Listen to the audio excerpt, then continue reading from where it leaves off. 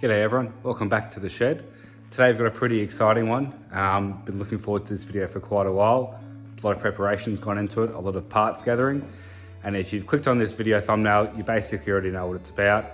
So today we're gonna be working on the 450 MT and we're gonna be completely changing the appearance of it. So if you paid attention online with this bike at the moment, a lot of people are just absolutely raving about it. It's hard to find a bad review out there, and myself included, I can't really knock it. I mean, I've gone absolutely accessory mad from my previous videos, as you can probably see. In the background there, you can see the bike. I've put a bunch of bits on it, but there's one thing that's also left me wanting more, and that is the appearance of the bike. I love the way it looks. I think the color scheme is awesome, particularly the gray with the yellow stripes and whatnot. I think it's great. The only problem is it looks like every other one out there. And even though I've put on so many bits on that bike, you can't really tell. It looks kind of stock like every other bike. So we're gonna fix that today. We're gonna put on a bunch of bits and we're gonna completely change the way it looks. And as far as I can tell, I think this will probably make it the most heavily modified 450 MT going around. So at least what I've been able to find on the internet. So I'm gonna set you guys up. I'm gonna start pulling a bunch of bits off this bike and I'll take you on a journey. All right, so just a bit of a recap. If you're not familiar with the channel or you haven't seen any of my previous videos, I'll quickly do a 360 on this bike to show you what it looks like at the moment. So I'm not gonna list all the mods. That can be, it's a video in itself, but real quick, top to bottom, this is what we're working with. Yeah, like I said, a ton of bits have gone onto it, but a lot of it looks pretty stock. Stock exhaust, the pannier racks went on last time. Got that rack up top there, which I haven't done a video on yet, but all the graphics, all that's going to be coming off, all the tank protectors, all these side graphics, crash bars, everything, exhaust is coming off, skid plate, yeah, there's a ton of stuff. Coming down to the table here, just to give you guys a bit of an idea what's coming up. So we've got a full Red Bull decal kit, we've got bark busters, we've got tail tidies, we've got exhaust hangers, and a few other bits and pieces. And I think it's gonna look pretty sick. So I'll set you guys up and we'll get stuck into stripping this bike down.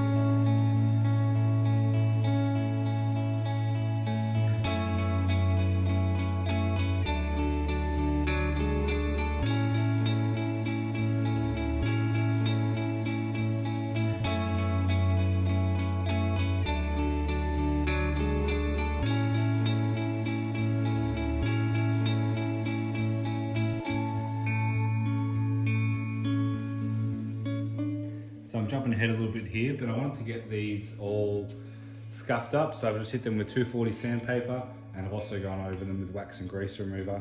So we're gonna prep these to paint. We're painting them black and I'm gonna be painting them with this black stone shield. So we'll see how it pulls up. It's got mixed reviews with this stuff, but it's an anti-chip coating. So it shouldn't give any issues when the bike inevitably does fall over, given that these are crash bars. So yeah, they're all scuffed up, they're all cleaned off. And now we'll start giving these a few coats and these can dry while we're working on the other bits. All right, so that's the crash bars painted. This stuff hopefully should hold up all right. Like I said, it's anti-chip coating, so it's got a flex aid in it, which means that it doesn't sort of form a really hard paint, it's flexible. Also, it's supposed to leave a bit of a textured finish on there, which I don't know if that's gonna end up coming through, but as long as it's black, that's all I really need it to be. So I'm happy about that.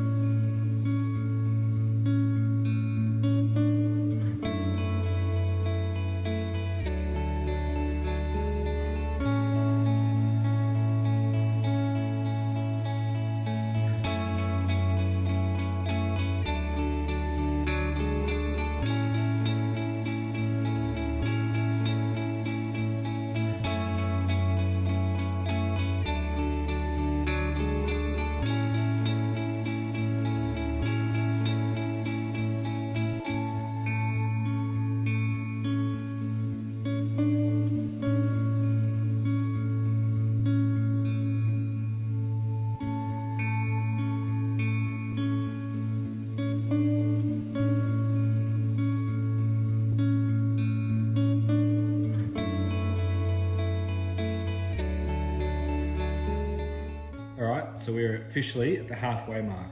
Well, I like to think it's the halfway mark anyway.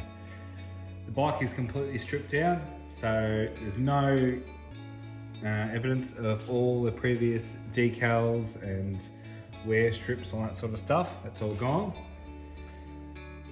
I've also stripped out the side pannier racks, they'll be going back on. Rear fender's gone. Grab handles gone.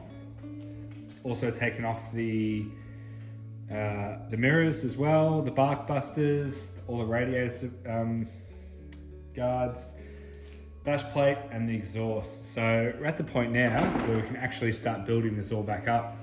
So, all right, cue the time lapse.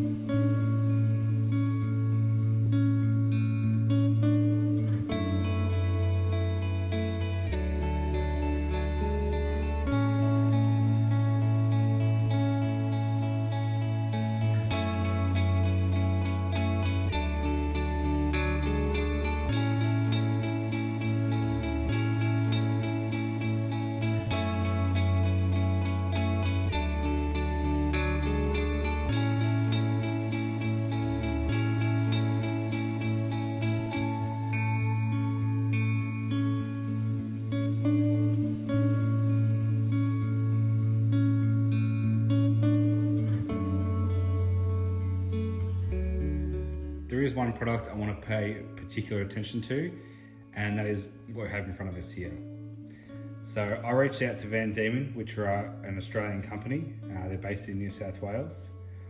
I reached out to them after seeing their product online, this full stainless exhaust system, and I asked them if they wanted to collaborate for this video, to which they said yes, which I was absolutely stoked with. So, like I said, they're an Australian company, and this is a full stainless system. So this removes the cat in the stock exhaust, and basically comes up here to this beautiful slip-on muffler, which does have a removable baffle. I'm not a welder by trade, but I think a lot of us who have been around bikes or cars as a hobby, you can spot good welds and you can spot not so good welds. And I must say, on this system, It is absolutely flawless. It is absolutely beautiful. So naturally, I can't wait to get this thing fitted. I just want to say thank you to Van Diemen for agreeing to collaborate on this video. I really didn't expect you guys to say yes, but I'm absolutely stoked you did. I'm hoping that I do a good job of sharing this with all of you, because this looks like a top-notch system, and I just can't wait to hear it.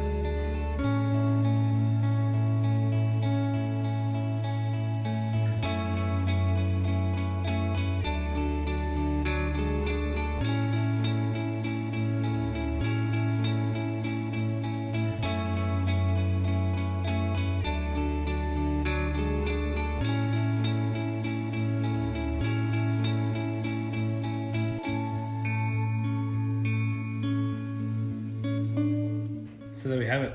This is the end of day one. I was really hoping to get it all done in one day, but man, I really underestimated how much time those stickers take. Very fiddly. I knew it'd be fiddly, but yeah, very time consuming. I'm not quite done with it yet. I don't think I'm gonna stick all the pieces on though. I've got quite a few extra pieces there for that sticker kit, but to be honest, I don't really want that many. I think this is already pretty much sends the message for kind of look of the bike. I really sort of taken inspiration from the rally bikes for Dakar and things like that. I know they're generally a KTMs, but really CFMOTO. I'm sure we can make a connection there. But it's come along pretty good. Just a lot of these little wrinkles and stuff I want to sort of work out, but I have to wait until some of the solution behind the stickers evaporates a little bit, just the water and soap. I think I better get those down afterwards. Fitted the exhaust. That was the last thing I've done for today. Man, it looks good. I fired it up briefly without the baffle, and holy hell, it is loud. I've always been like a baffle out kind of guy, but I put it back in. It was just insanely loud. Yeah, that's a bit too much for me.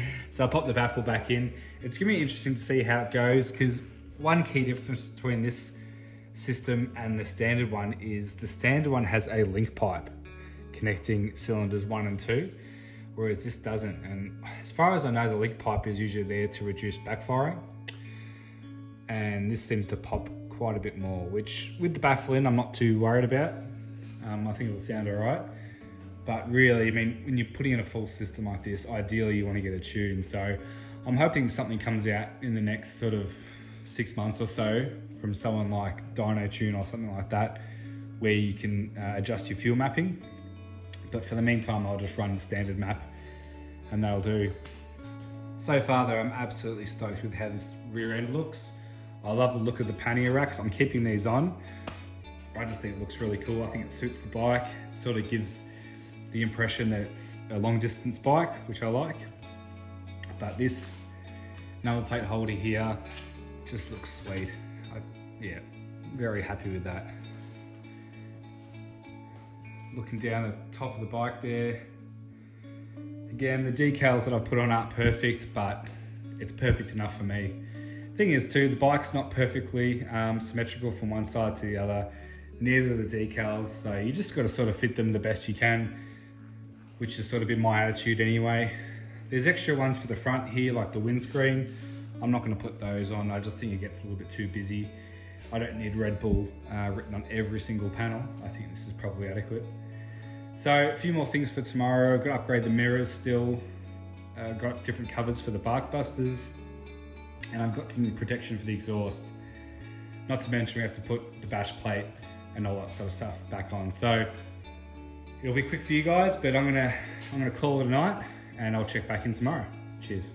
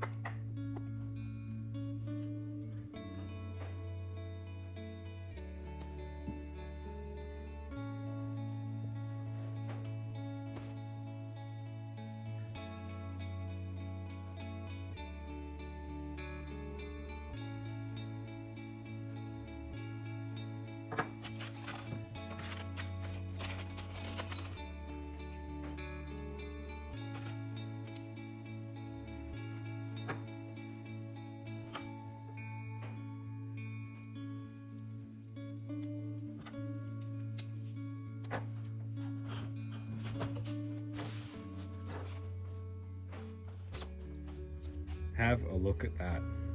How good does that look? I absolutely love it.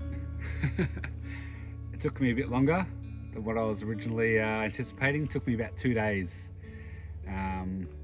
Probably 2 5 to 6 hour days, I'd probably say. It's a long time to strip it all down and clean it up, but man, and those stickers, they take a lot of patience. And they're not perfect, but it's good enough for me. This isn't a show bike. I mean, this is gonna get dropped in the mud. So let's be real with it. There were more stickers that I decided to put on, because I think this was just the perfect amount. Those bark buses, oh, don't they look good? Crash bars came out awesome. I'm really happy with that black textured finish. Got the little Van Diemen logo down there on each side. Got all of our radiator protection, header protection and bash plate, that's all back in. Looking nice and uniform. I was a little worried with the Van Diemen exhaust that it wouldn't fit with the bash plate, but it does. So for those of you out there looking to pick one up, if you have a B&B bash plate, it will fit. How nice does this look coming up here? A little bit of protection I've put on there. I'm going to put another one up here probably later on, just to make sure it doesn't get unnecessarily scratched. Those pannier racks look tough. I love the way those look. It's not usually something you say about racks though, is it? That they look good. Usually they're just a necessity, but these, I think, actually have style points. That B&B numb plate holder really tidies things up nicely back here. And unlike a lot of the other ones you see online, this is actually a 2-piece, so this shield up underneath here stops things from getting stuck up underneath. A lot of the cheaper ones are just essentially this holder, whereas this is a lot more integrated. Looks funny back here with nothing to screw into those bolt holes, but I do have some handles coming which will link here to here, which will look good, but I'll have to wait for another day. Got the racing bobbins down here for the paddock stands. That's more just for looks. The paddock stand I use doesn't even use the bobbins, but I don't know, couldn't help myself. Mirrors I think are a nice touch. Super practical, you can just loosen them with a twist of that. No mucking around with tools, do it on the fly. Still got the GPS system there. So yeah, that's it. I'm absolutely stoked with it. I couldn't be happier, honestly. Well, only one more thing left to do.